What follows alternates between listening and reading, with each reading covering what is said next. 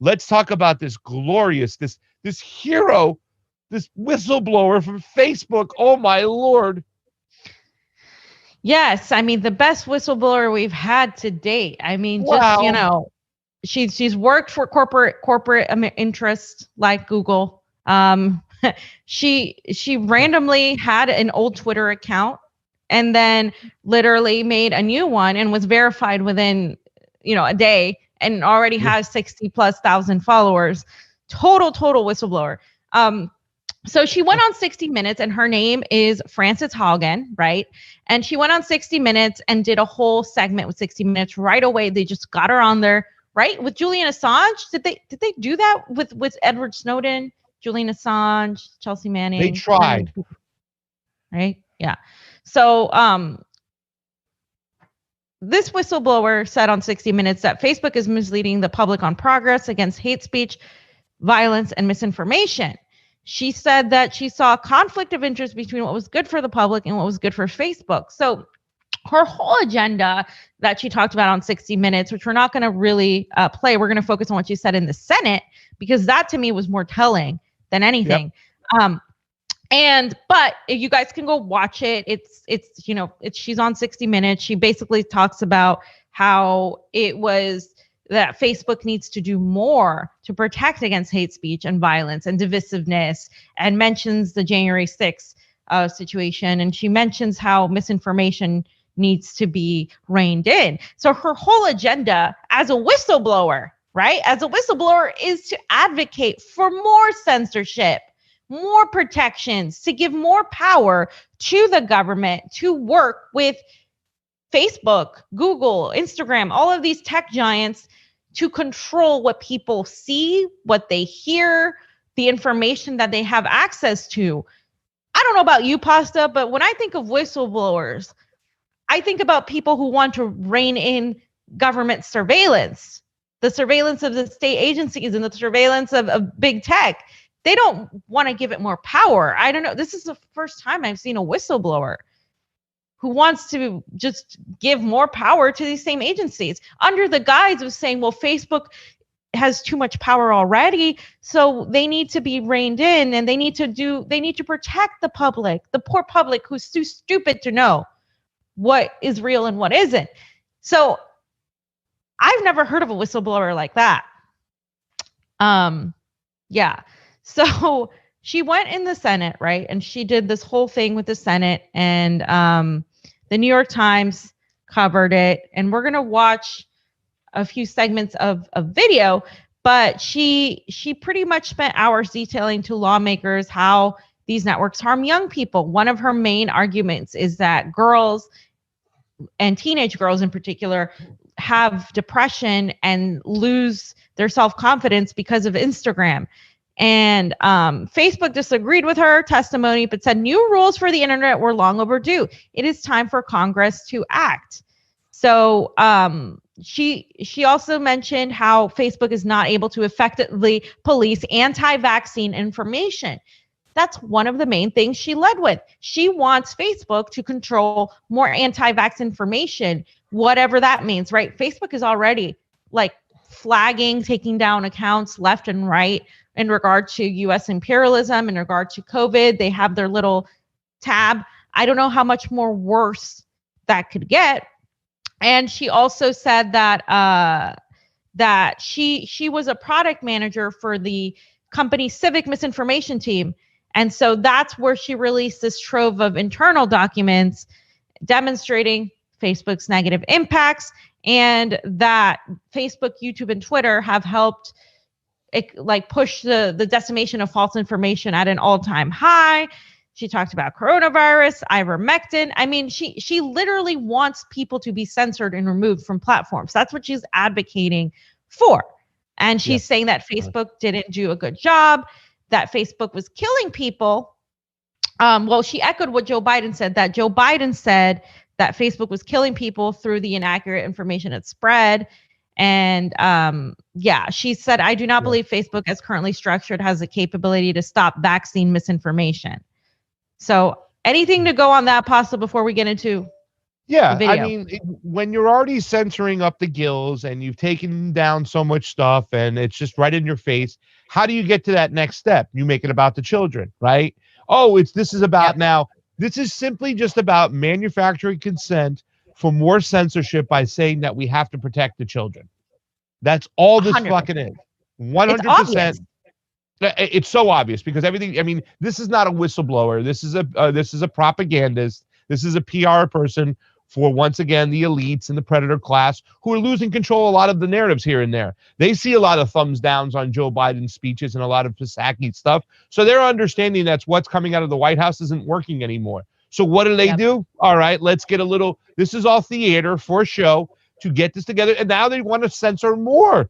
So how do you do that? How do you convince a bunch of stupid sheeples out there? You tell them that what you're doing it for the children. And a lot of people don't go look at the nuances of it. Like, they don't understand the lack of, like, why speech that you don't like is still important in a free society, what we're all about. So they just lay it on top. It's about the children, and they're going to obtain their goal because this shit fucking works, because unfortunately people in America are asleep at the wheel. And if you thought the censorship was bad now, hold my beer. So it's going to get worse. Yeah, so let's listen what she has to say. We're going to start at 0 to 1 minute and 5.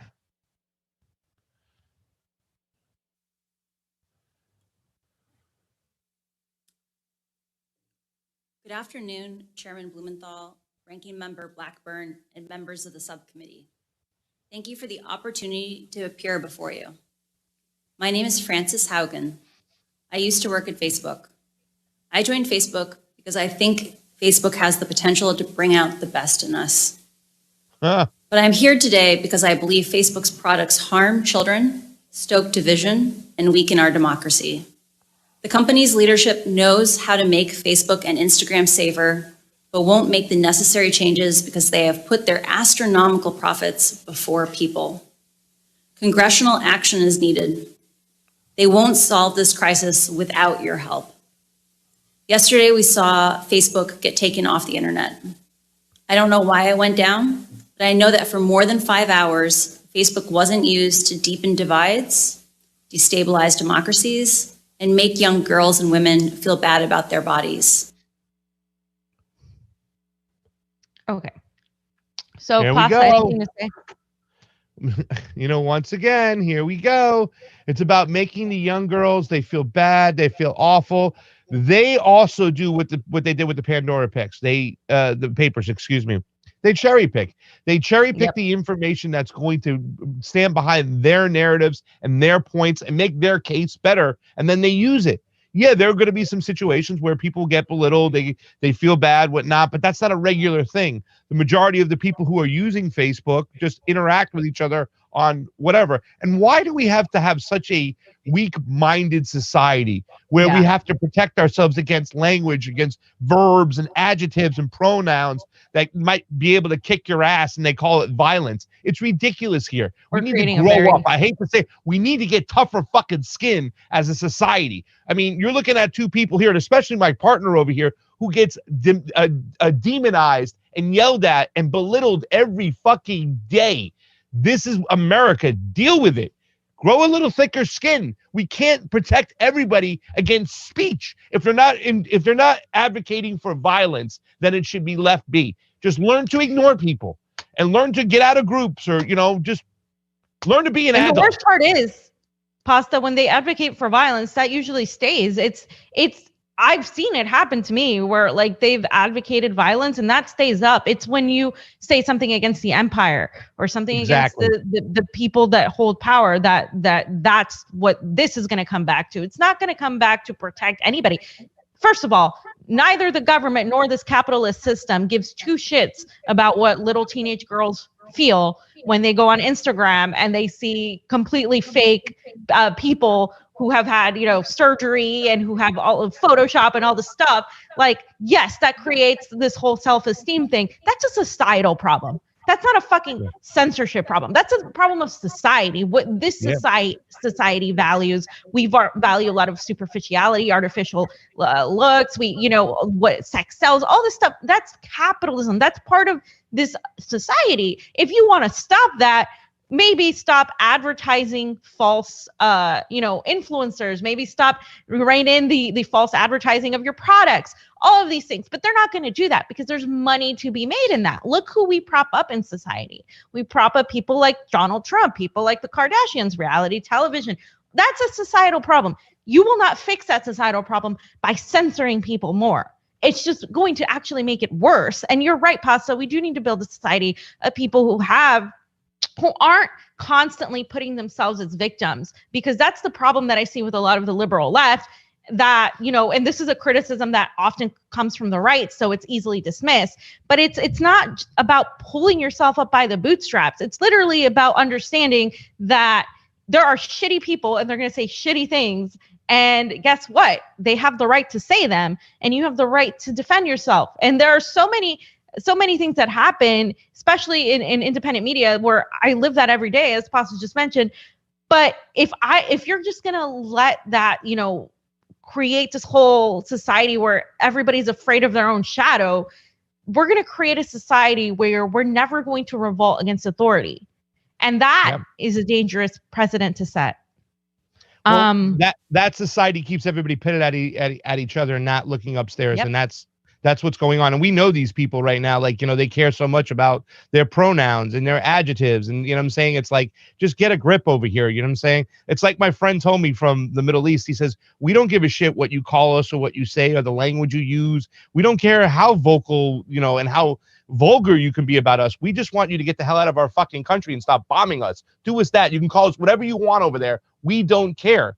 And that's the thing. We get caught up. Society gets caught up on the language with just, citizens going back and forth rather than the fucking overlords controlling everything for their corporate needs. Because it is all about corporatism, right? If we really cared about society and the way we treat each other and our health and everything else like that, we take a different approach to everything.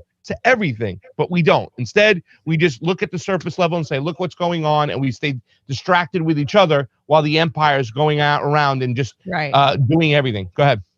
Right. We invite them to continue censoring us to protect us, which is completely stupid because they're the ones making the issues. Yeah. So then she goes on to talk a little bit more. Let's hear what she has to say.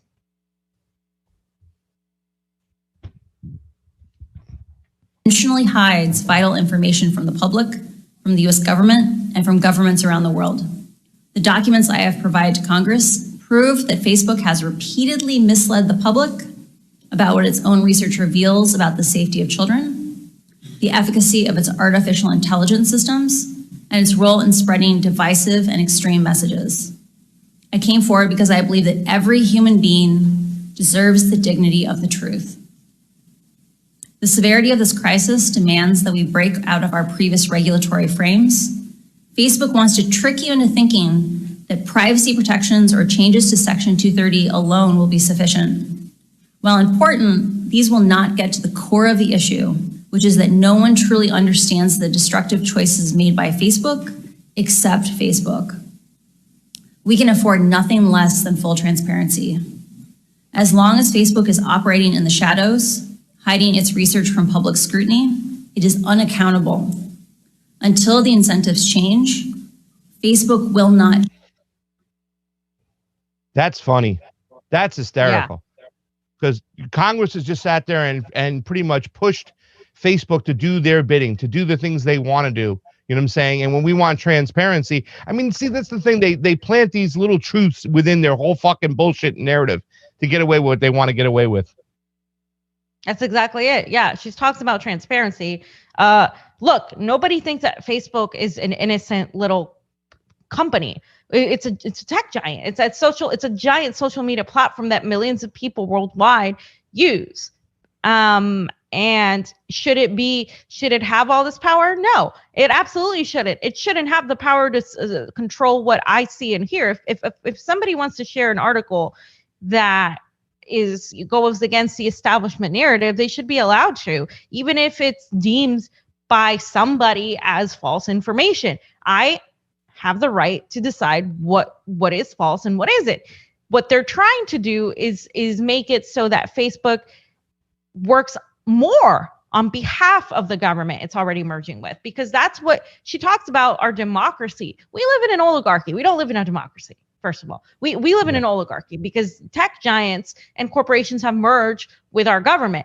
These lobbyists and these very wealthy people who are the ones that your government is working for are the ones that write the legislation, the 2,700 pages of legislation that nobody fucking reads. That's who has the power. She is advocating to give more power to the government to control Facebook, which is kind of like, I'm not advocating for Facebook to have the control, but neither should the government. The people need to have the control. And this whole thing goes back to censorship, right? To the surveillance state and the oligarchy merging its powers, the big technocratic panopticon that we're talking about with big tech, these corporations and your government all merging to pretty much data mine you, and you're pretty much just a set of numbers of information. That's all you are. So the last part is very telling. This is where she pretty much says all the scary shit that everybody's been talking about. Let's hear it. Believe in false choices. They want you to believe that you must choose between a Facebook full of divisive and extreme content or losing one of the most important values our country was founded upon, free speech. That you must choose between public oversight of Facebook's choices and your personal privacy. That to be able to share fun photos of your kids with old friends, you must also be inundated with anger-driven virality. They want you to believe that this is just part of the deal. I am here today to tell you that's not true. These problems are solvable. A safer, free speech respecting, more enjoyable social media is possible. But there's one thing that I hope everyone takes away from these disclosures. It is that Facebook can change, but is clearly not going to do so on its own. My fear is that without action, divisive and extremist behaviors we see today are only the beginning.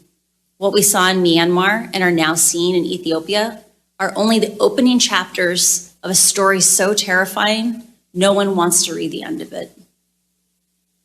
Congress can change the rules that Facebook plays by and stop the many harms it is now causing. We now know the truth about Facebook's destructive impact. I really appreciate the seriousness which the members of Congress and the Securities and Exchange Commission are approaching these issues. I came forward at great personal risk because I believe we still have time to act. But we must act now. I'm asking you, our elected representatives, to act. Thank you. Yeah, but like they haven't acted enough. They've been pushing for Facebook censorship. I've been watching so many of these hearings. It's disgusting, especially guys like Blumenthal, who was sitting over there, one of those fucking chairmen and whatnot. They had no problem when when Facebook and WhatsApp was used to coordinate events for the Arab Spring, right? In Tunisia and in Libya and all these other countries, whatnot. They had no problems with it whatsoever. And if they were really so concerned about what Facebook's doing, they did nothing when Cambridge Analytica got our data sold to them by fucking Zuckerberg, even though he lied. They just glossed it off like it was nothing. But when it's not in their favor, when it's not in the empire's favor, when Facebook is used against the empire, then all of a sudden we're throwing our arms up in the air and go, oh my God, Myanmar, we got to stop this now and all this other. But it was okay when it was used in your benefit. In fact, they were promoting those algorithms for those people to coordinate against those governments because that's what the empire wanted back then. But now it's all different. Yeah, they're playing good cop and bad cop, right? So they go back and forth. That's exactly what they're doing. So Congress and the government is right now pretending that they're so concerned for the well-being of its citizens, and they think their citizens too stupid to decimate what is good information and what is bad information. So in order to protect their feeble stupidity, they need more control over Facebook, and Facebook is like saying, no, we want to give these people more free reign, while simultaneously behind the scenes working with the government to pretty much take down any accounts that attack the empire. They are holding hands behind your back. They're cheating on you, and the public ends up losing. At the end of the day, we end up losing more rights regardless. Our rights are being decimated and trampled on every fucking day in this country. Every day we wake up, we wake up with less rights. We wake up inches closer towards full-on fascism. That's what's happening in this country. And this person is not a whistleblower. They are a CIA asset working at the behest of the empire. And it's very obvious to anyone who's paid attention. It's very obvious they deem the American population too stupid to understand. And yes, there's a portion of the liberals and some of the left that literally fall for this bullshit because it's through the pathos, through the emotions. And, it's really sad to see where we are, where a lot of the criticism of this whistleblower is coming from, what is known as the alt left or the bad left like we are. And that's a small percentage. And then everybody else it's coming from the right and independents and libertarians, because the left is just too asleep with, falling in love with the agencies that they once attacked. So it's crazy. You're talking about the Bread Round Alliance, right? That's coming in there and kind of promoting the bread and round, the Bread Round. As I gotta get a T-shirt. The Red Brown Alliance. It's just, it is what it is right now. And it really, to tell you the truth, sometimes when I start looking at mainstream media, and I feel like I'm in a Clockwork Orange, where they're strapping me down to a chair and keeping my eyes open and forcing me to watch this shit. The little theater they put in front of us, what they choose to talk about, it's just ridiculous. It's all a big distraction. After watching a video yesterday on YouTube from somebody, it was an independent media, I think it was the Durand or something, MSNBC came on, and for the first 10 minutes I was like, all right, let me just listen to this. They're talking about nonsense. They're talking about distractions. They're not talking about anything that's important. Meanwhile, anybody who attempts to, okay, let's do our own news, let's tell our own stories, let's get some truth out there, they get censored, they get demonetized, they get put down. I hope the American people wake up to what's going on and understand that they're using the media to manipulate them so badly, because this is really scary. This is dangerous. Every single time we see something like this come to the floor, a hearing like this, we need to perk our ears up and go, okay, what are they trying to do? They're telling you they're planning for more censorship. And when Caleb Maltman told us, when we asked him, I said, what's going to happen? He says, it's going to get worse before it gets better. Well, this is the part of it getting worse right here with Francis. The New York Times also reported that in her testimony that we didn't show, she also has intensified calls in Europe for new laws and regulations aimed at the social media company and other Silicon Valley giants. So not only is she talking about the United States, she's talking about the European Union and the UK. So when a whistleblower, when the establishment jumps on a whistleblower and she gets propped up, or they get propped up by mainstream media, they get all of this prime access coverage, they get a Twitter account verification, they get all this following, all of a sudden they're like propped up as a hero. You should be suspect. Because we currently have a whistleblower, Edward Snowden, living in Russia because he's seen as a traitor by the U.S. government. Chelsea Manning was jailed twice, finally released. And then we have Julian Assange, who's awaiting extradition for exposing U.S. war crimes. And so when you look at who the whistleblowers are, and then you can go through the list, right? Don Zinger, you can look at all these whistleblowers. Reality winner. Yeah. Reality winner. Every single one that posed a small, minute potential threat to the establishment was punished in some way or fashion, or is currently being punished. This person is not a whistleblower. So let's look at the establishment support she has. This is Amy Klobuchar, right? She's a great leader of the progressives. You got to say her name right. It's Amy Klobuchar. Amy Klobuchar. So she said, hearings are great, but I want action. Notice the words they use. Protect our democracy. Congress must take action. Frances Haugen wants action. It's time for Facebook to be held accountable with legislation. And I'm asking you to join me in calling Congress to act. So let's go ahead and look at her angle. It was an important day for the truth, and that's because Frances Haugen a whistleblower, someone who put it all on the line and came forward and told the truth about what's going on at Facebook, told the truth about how content has been targeted, basically, with Facebook knowing about it, to young girls, that it's increased suicidal thoughts, that it has made the situation worse when it comes to eating disorders. And they knew this, and they didn't do anything about it. What's the answer? There's a lot of answers. Better regulation when it comes to kids on the internet, to help parents being able to police what's going on. Doing more with these algorithms that basically promote hateful content, whether it is violent content, whether it is misinformation about vaccines, or even the content leading up into the insurrection. It is also about competition policy. The tech lobbyists have basically stopped any changes to American privacy laws or competition policy for now over a decade. That has to stop. And the hearing was great, but now it is time for action. Every corner you turn, you see a tech lobbyist in Congress. Frances Haugen, she was willing to stand up, and so am I, and we need you by our side. Thank you. She was told how much stuff, fam, by Julian Assange about the empire and what they're doing. And what did she do about it? Nothing. Zero. They still fund the fucking war machine and the CIA to the tune of millions and billions and trillions of dollars. Oh my. Who the hell is she? She's telling you cryptically that they're getting ready to censor us more. Exactly. And you know, it's funny, she hits all the points, right? Oh, the children, all the girls with their eating disorders. All the vaccine misinformation, January 6th. She hits every single point to telling you. I mean, within their stupidity and malevolent attempts, they're telling you exactly why they're doing this. They're not doing this to protect you. They're telling you the information they're trying to suppress.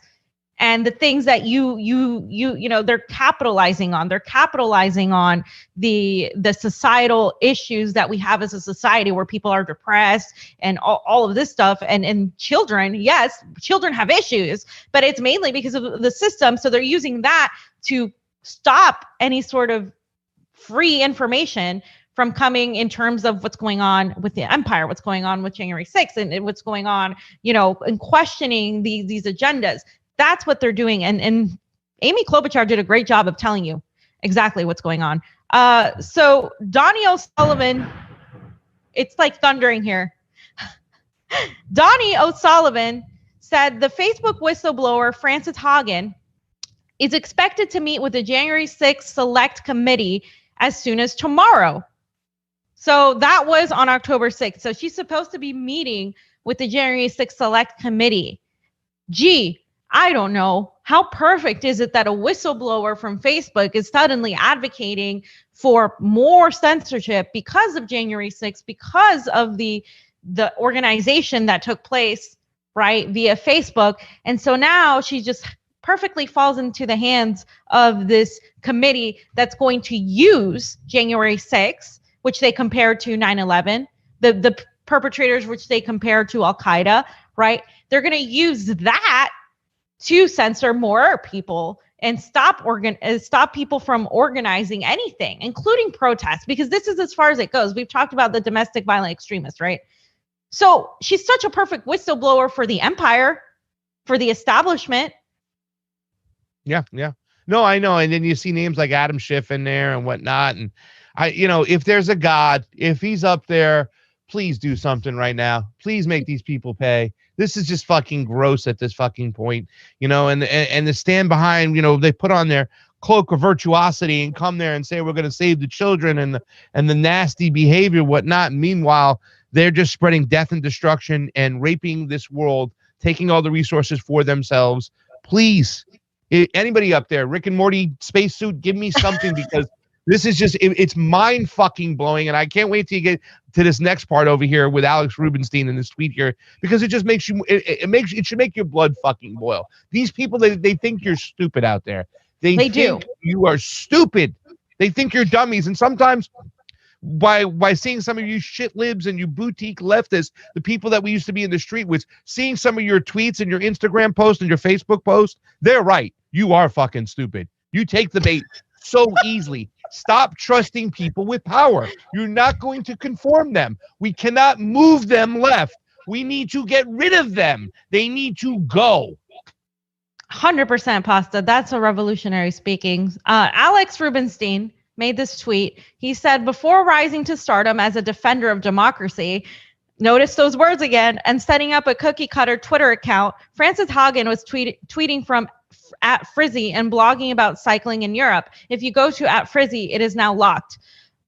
She used to be a pill-popping, uninteresting rich girl with a cushy tech job. Now she's a famous whistleblower. I don't know about where that pill-popping thing came from, but I'm just looking at what he said on her tech. If you go through the tweet, he lists like where she worked, which is crazy. She worked for some of the major, conglomerates like Google and a bunch of places. He also talked about, let's see, where else did she work? She was a project manager at Google. She worked for Hinge, Pinterest, Google again, Facebook. I mean, this person is a person paid well, Who'd she vote for? Where's the voting record? Let's pull that up. Let's see what team she plays for and stuff. Because let me tell you something, and like once again, Zach Voorhees wasn't like the best, greatest whistleblower dropping bombs, but he provided some valuable information about the way they fucking do things over at Twitter and whatnot. And he provided valuable information on how they shut down and seize accounts. And yet he was shunned, not looked at. He wasn't listened to anybody. He had to go to Project Veritas because they made no choice. Because once again, our fucking goddamn media and our goddamn elites just play team sports, and it's all by fucking design. I don't know where the pill popping thing came from either, but if Alex Rubinstein put it up there, who knows? Oh, it's because she mentioned taking Ambien a bunch of times online, so that's what he was referencing. But yeah, her work gives me suspicion, right? Her LinkedIn page. I always go through those. Where did you work? What made you all of a sudden, after working for all these tech giants, care about becoming a whistleblower on behalf of the people who somehow ends up lining up with the establishment? She also doesn't want to actually break up Facebook, which is a big sign. If you want to bring down Facebook, break it up then and give more power to the people. No, she's actually against the breaking up of Facebook, according to Nicole Goodkind. So she'd like to let the company remain a $1 trillion monopoly, but also create a federal agency to regulate it, which she says should employ former Facebook employees. She said this, I believe, at the hearing. So she's not for breaking up a tech giant. I wonder why. So that's interesting. And I just wanted to pretty much end with one of my tweets. That we need to look into this. And Niko just had a great tweet earlier today. This Facebook whistleblower, promoted by the mainstream media as a hero for exposing things we already knew about social media, is advocating for more censorship and stoppage of misinformation by the same social media platforms already working with the government to sell establishment narratives. No way. Like, this is really happening, right? And, I talk about how it's a societal issue of girls having problems, that they don't care about this. This is about control. It's about controlling what you hear, what you see. So that's that, fam. That's that section. Touche, fam. Great stuff. Great information. Thank you to Alex Rubinstein and everybody else over there, too, as well. Great job, Ben Norton, Max Blumenthal. Their Pandora Papers. It's been a great show. We should have called today's show highlighting the moves of the deep state, because wow, like I said, they're advocating for more censorship over here. And when you see it plain and simple that she's not down for breaking up Facebook, she's about giving them more power to censor. They're talking about J6 stuff. They've already mentioned misinformation about vaccines. Everything they're talking it's scary. It's scary out there because they're taking away open, free, robust debate. That's what they're going to do. They're going to take away different ideas. They're going to try to keep everything, in front of them and controlled, so the narrative doesn't get out of their control. The one thing that is making me feel kind of positive is the fact that it must be getting out of control somewhat if they're pulling moves like this if they're going to bring up a Fugazi whistleblower right now to tell us more things we already knew about Facebook, not fix the real problems. So Right. maybe there's a kink in their armor. Maybe we're getting to them, fam. Who knows? Maybe we can build upon this. Maybe.